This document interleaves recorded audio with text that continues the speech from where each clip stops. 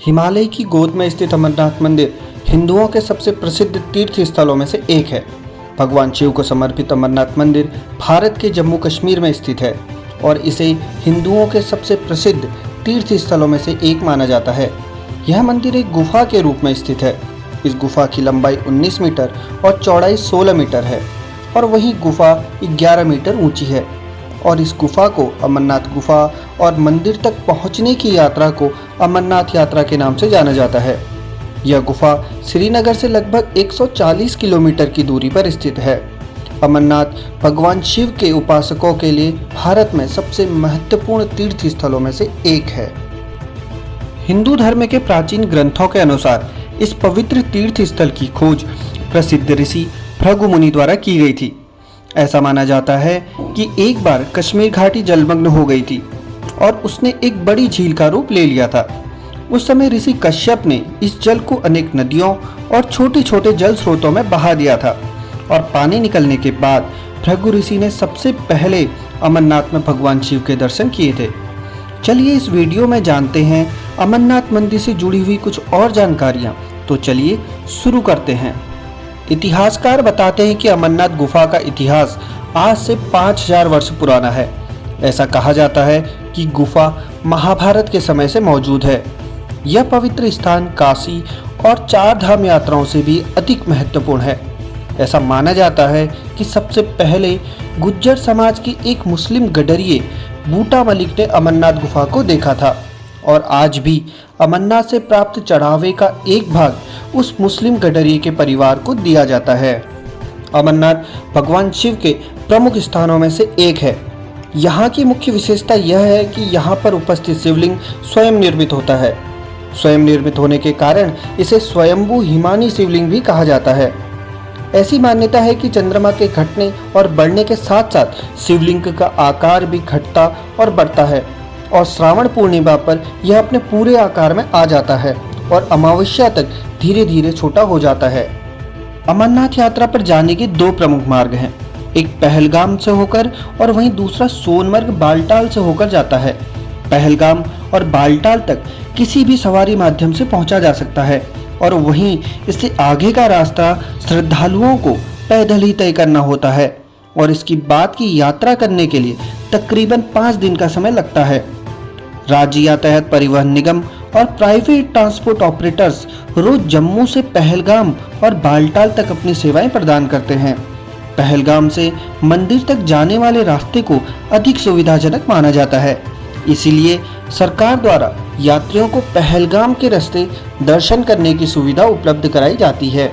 जम्मू से पहलगाम की दूरी 315 किलोमीटर की है। अमरनाथ मंदिर के लिए आप रेल, बस और हवाई माध्यमों से भी यात्रा कर सकते हैं। अमरनाथ यात्रा के लिए सबसे नज़दीकी बस स्टेशन पहलगाम और बलताल हैं, लेकिन देश के प्रमुख राज्यों या शहरों से बस सुविधा केवल जम्मू तक उपलब्ध होती है और जम्मू से आप बस या टैक्सी के माध्यम से पहलगाम या बलताल तक पहुंच सकते हैं। बलताल से अमरनाथ गुफा की दूरी केवल 14 किलोमीटर की है, लेकिन यह रास्ता काफ़ी दुर्गम है और वहीं पहलगाम से अमरनाथ जाने वाले रास्ते को सरल और सुगम माना जाता है।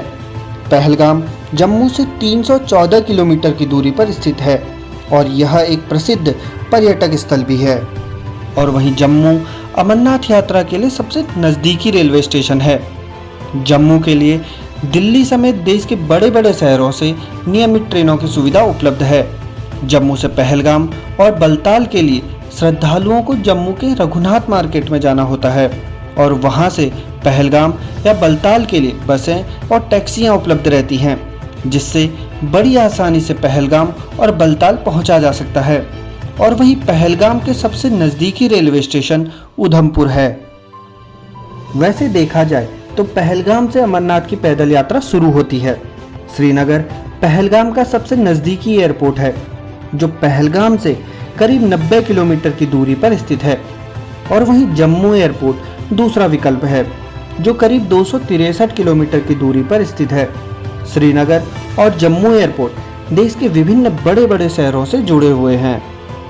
अमरनाथ यात्रा का सबसे सही समय जून से अगस्त के बीच रहता है।